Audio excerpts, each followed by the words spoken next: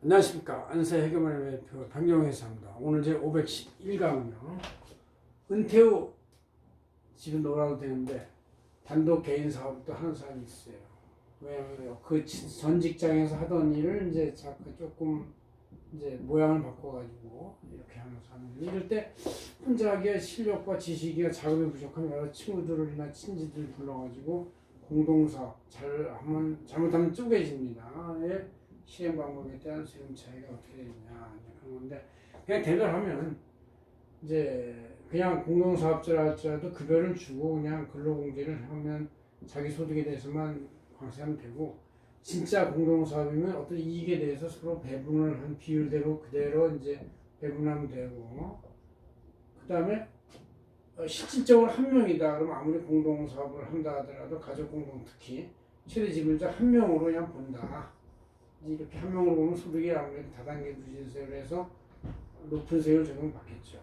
그렇게 이제 차이가 있다는 건데 이걸 한번 세분화돼서 한번 보겠습니다. 이것은 우리 안세제경제는 2월 9일자 표지에 제가 이렇게 잘 쓴 거니까 찰칵하시면 되겠습니다. 그만 이렇게 나왔어요. 자,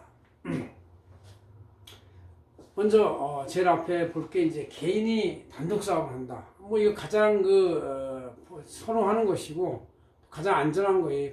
규모는 크지 않겠지만 자기 혼자 그냥 자기 취미대로 자기 그냥 은퇴 후에 이제 좀 해보는 것이죠. 총 매출에서 그냥 원가나 비용을 빼면 1인의 종합소득세에 대해서 다당계 누진세를 이제 1년 단위로 그냥 무조건 전액을 적용받으니까 아무래도 높은 세금이 나오게 된다.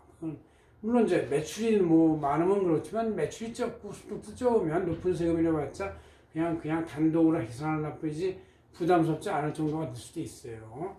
자, 그런데 이제 이거를 그래도 은퇴했다 하더라도 앞으로 어떻게 될지 모르고 또 자녀들하고 지분을 섞어서 법인의 사업을 한다. 법인 설립을 하는 거예요. 그럼 이제 총 매출액에서 원가 비용을 빼고 이럴 때는 이제 법인이면 아까 개인에서는 대표자 자기의 활동 소득은 종합소득으로 묻어가지만 이 법인이 단독 법인으로 차리면 법인의 총수익에서 비용을 뺀 다음에 또 대표자 본인, 오너 본인의 활동급여도 근로소득을 뺀 나머지 금액에 대해서 2억까지 11%고 2억 초과부터 22%가 되는 것이니까 그 소득이 블로킹이 되는 것이죠. 자기 종합소득도 원가로 공제된 나머지 차익이 있으면 그때 법인이익이 된다. 그래서 법인이익 두 단계로 이제 이렇게 하는 것이고 법인의 이익은 또 2억까지는 10%, 11%밖에 안 되니까 어쨌든 과거로 종합소득세 30-40%가 적용될 게 11%로 그냥 일단 이연시키고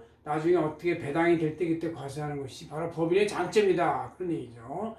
자, 그 다음에 이제 개인 사업 중에서 이 두 명이 공동사업을 50%를 한다고 하면 총 매출에서 원가를 뺀 다음에 그 나머지 종합소득 순이익을 두 명으로 나눠가지고 1인당 소득에 대한 다당계 누진세를 적용하니까 두 개로 낮은 세율이 다 같이 적용되니까 그래도 좀 낮은 세금이 나올 수가 있다. 1인 단독 사업보다는.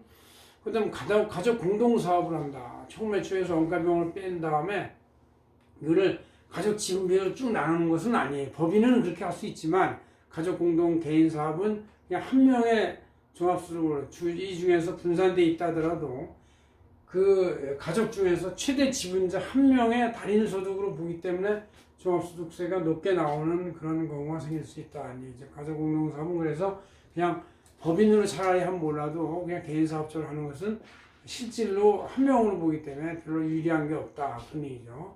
그럼 근로공동사업. 이것은 이제 같이 공동사업을 하는 친구나 친지가 한 명이, 여러 명이 나는 그냥 조금씩 월급만 줘라. 그냥 그렇게 해서 근로공동사업으로 하는 것이고, 그리고 나서 나중에 이익이 나면 연말에 가서 보너스를 좀 특별히 달라. 이렇게 나올 때는 이제 총 매출액에서 원가 비용을 빼고 그 한 명 내지 여러 명의 근로소득을 또 원가로 빼준 나머지 차익에 대해서 그 마지막 최종 의사결정권자인 오너의 종합소득으로 하기 때문에 낮은 세금이 나올 수가 있다. 왜냐하면 거기에 근로자로 반영된 자기 친구들이나 친지에 대해서 각자 근로소득 공제라는 그냥 계략적 공제 금액이 2천만 원 정도 원가로 차감이 되기 때문에 그냥 종합소득세에서 실비용 차감되는 것보다 근로소득 공제로 차감되는 게 훨씬 더 유리할 수도 있다. 그래서 아주 낮은 세금이 나올 수가 있는데 이제 몇 명이 근로소득으로 만족하느냐 이제 이 문제가 하나 남는 것이죠. 이런 경우는.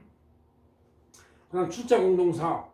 이건 이제 실제 출자를 하는 거예요. 근데 이제 출자를 했는데 이렇게 되면 원가 비용에서 출자자 2명 다의 인건비는 빼지 않고 나머지 순이익에서 출자 한 명에 대한 배당 소득을 빼주고 따로 종합소득 계산하고 자기의 나머지 소득에 대해서 종합소득 계산하고 이건 이제 아까 그 2명의 공동사업 비슷한데 출자 공동사업은 이제 약간 비율이 다를 때나 이럴 때는 약간 나누는 게 아니라 빼서 미리미리 이제 금액을 배당으로 볼 수 있다 그런 얘기죠. 그럼 다수공동사업, 다수공동사업은 이제 연합된 컨소시엄 n분의 1로 나눈 것이죠. 그래서 총 매출에서 원가나 비용을 뺀 나머지 순이익에 대해서 사업자 수 여러 명으로 나눈 다음에 1인당, 각 1인당에 그럼 이제 여러 명으로 어떤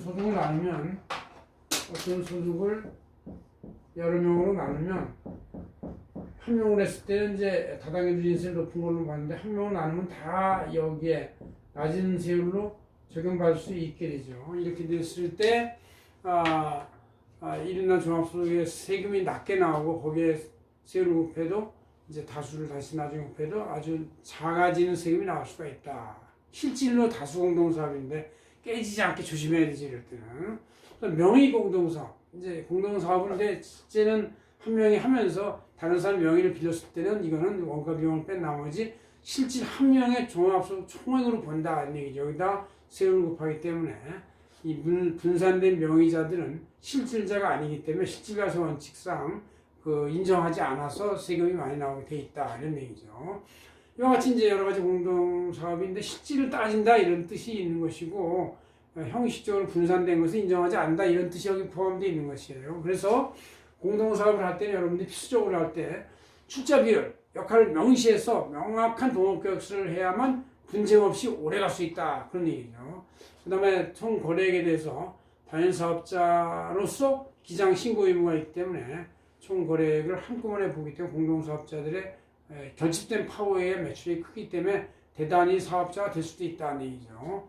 그 다음 이제 일부의 동업자들을 근로소득을 치면은 근로소득 공제 등의 절세 목적을 위해서 이제 일부를 바꿀 수가 있다. 그래서 그 단위소득에 대한 근로소득 총 부담을 줄이고 급여 근로소득자 처리할 수가 있는 것도 하나의 방법이 있다. 그래서 융통성 있게 생각을 해라. 어떤 사람은 정말 약간의 고정급여에다가 그 연말 보너스를 받기를 원할 수 있고 어떤 사람은 그냥 내가 끝까지 다 계산해봐서 다 주고 나서 남는 소득을 나가 한번 해보겠다라는 어떤 풀 베팅을 하는 사람도 있기 때문에 사람의 성향에 따라서 일부는 근로자, 일부는 종합소득자 이렇게 얘기할 수 있는 것이다. 그래서 여러 형태를 여러분들이 진솔하게 터놓고 얘기하면 꼭 공동사업이라 할지라도 싸우지 않게 명확한 계약에 의해서 시작할 수가 있다. 그래서 여러분들이 내가 혼자 실력으로 안 되는 거를 여러분을 모아서 할 때 좀 더 명확한 계약서를 짜면은 동업이 꼭 깨지는 건 아니다. 이렇게 할 수 있는 것이 주식회사나 지분이 분산된 회사가 다 일종의 동업이지 않겠습니까?